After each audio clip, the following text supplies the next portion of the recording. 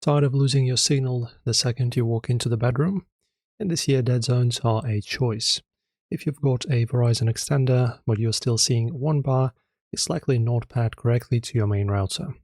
Today I'm showing you the hardwired handshake, the fastest, most stable way to sync your network and get full-speed Wi-Fi in every corner of your home. So first, forget about Wi-Fi pairing for a second.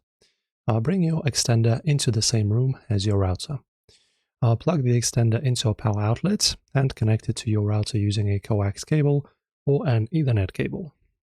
And then the sync. Watch the front light. It will start flashing yellow as it talks to the router. When it turns solid white, the handshake is complete. Your extender now knows your network name and all your security settings.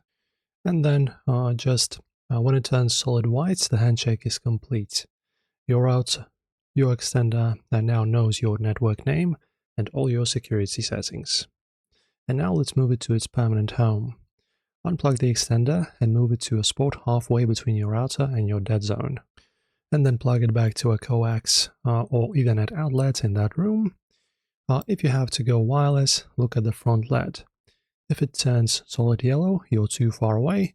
If solid white, you've hit the sweet spot. Give it 2 minutes to reboot, and your devices will automatically hop to the strongest signal. And your home is now his 5G ultra-wide powerhouse. If this Verizon guide helped you kill your dead zones, smash like and subscribe.